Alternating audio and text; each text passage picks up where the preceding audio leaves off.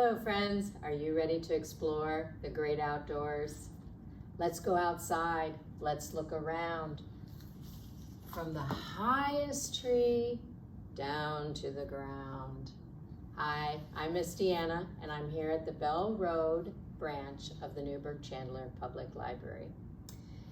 I want you to imagine a big meadow, the biggest one you've ever been in. Now look around. What do you see? Do you see any animals in my meadow here? You do. Do you see an owl? Look at my owl hiding back here. Look around some more. What else do you see? A bee. All right, we'll put the bee right there. Think about what else you might see flying around in the meadow, maybe cutting across the meadow to a tree. A bird. Mr. Blue Jay. Well, actually, this is Mrs. Blue Jay. Now, if there's any water in that meadow, say a pond, what kind of creatures would you find in a pond? A fish. And look underneath my leaf here. Who's hiding? A frog. Well, all of these creatures remind me of one of my favorite songs. It goes like this. Over in the meadow, in a pond in the sun, lives an old mother frog with the froggies one. Croak, said the mother, croak, croak, said the one, and they croaked and were happy in the pond in the sun. Over in the meadow, in the stream so blue, lived an old mother fish and her little fishies too. Bloop, said the mother, bloop, bloop, said the two, and they swam and were happy in the stream so blue. Over in the meadow, in a nest in the tree, sat the old mother bird and her little birdies three. Tweet, said the mother, tweet, tweet, tweet, said the three, and they sang and were happy in the nest in the tree.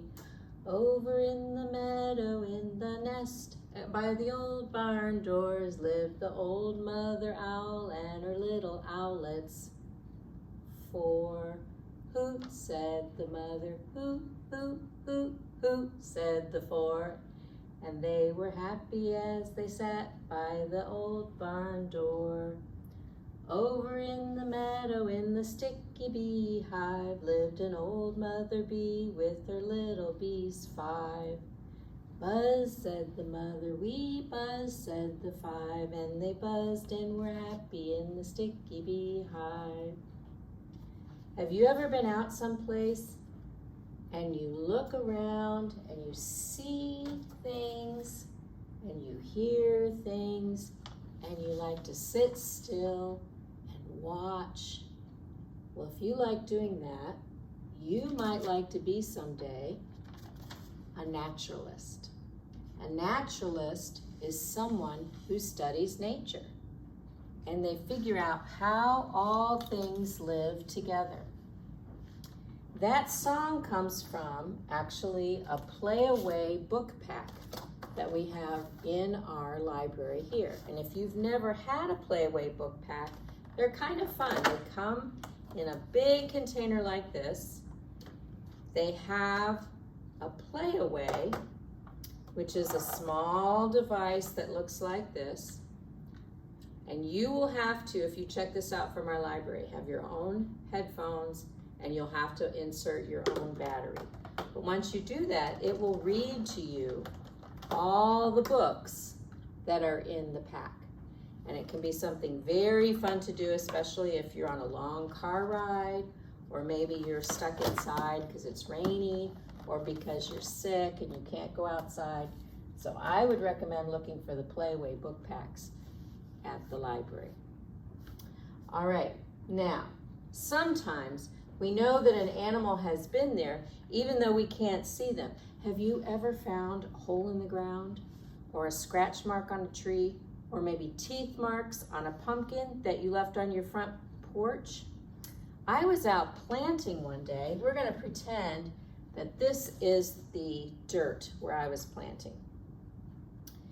And I got my brand new plant and I took it out of the pot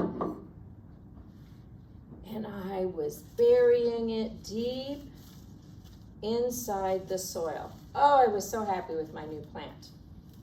I had other plants to plant.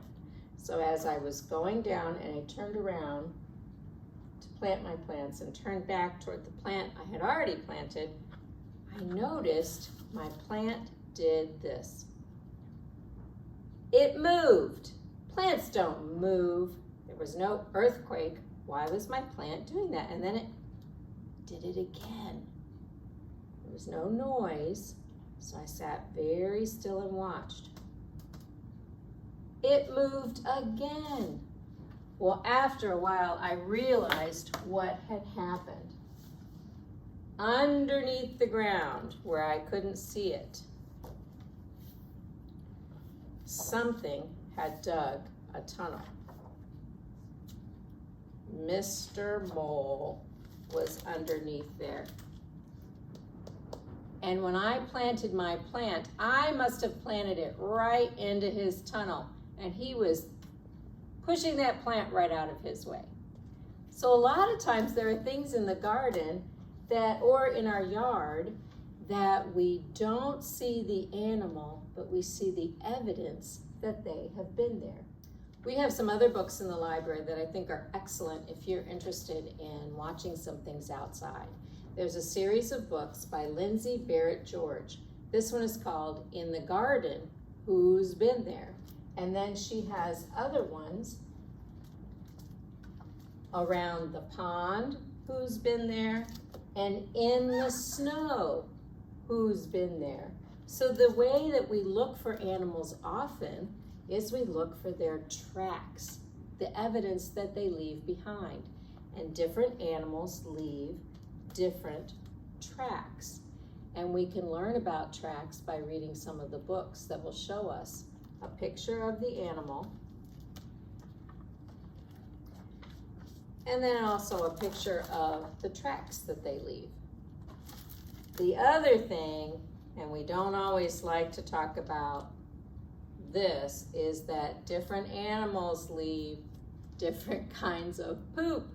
And if you look at the poop that's out there, you can tell if it's from a bird, or maybe a deer, or a raccoon, or even an owl. So these are all books that are available to you at our library, if this is something you would like to study.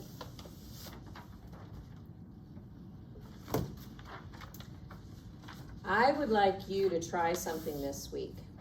I would like you, especially if you're watching this when we're recording it, it's been very nice outside.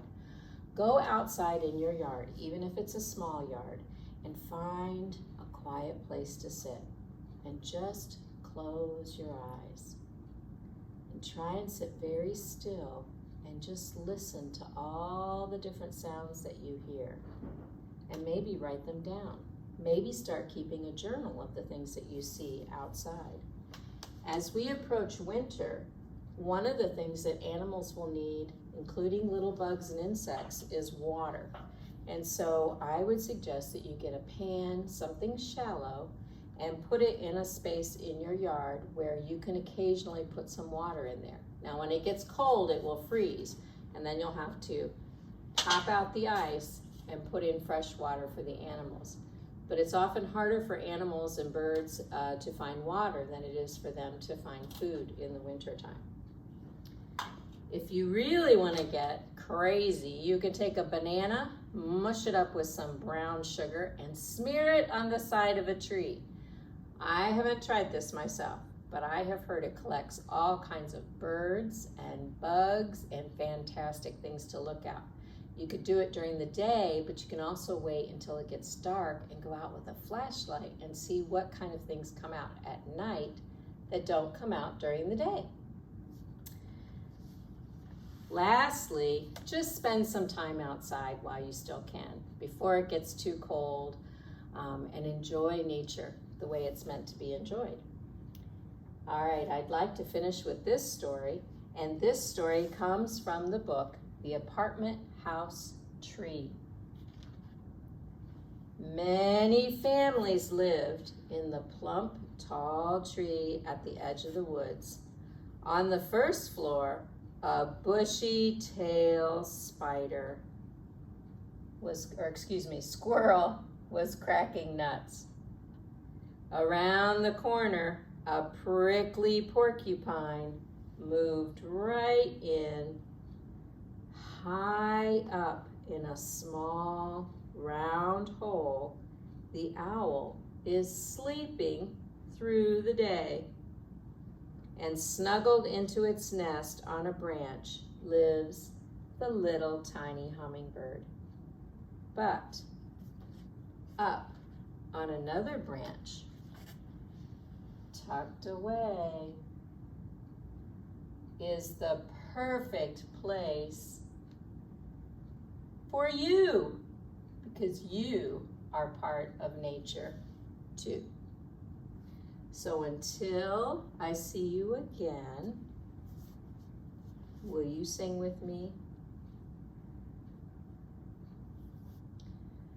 We wave goodbye like this. We wave goodbye like this. We clap our hands and stomp our feet. We wave goodbye like this. Bye for now. I'll see you next time.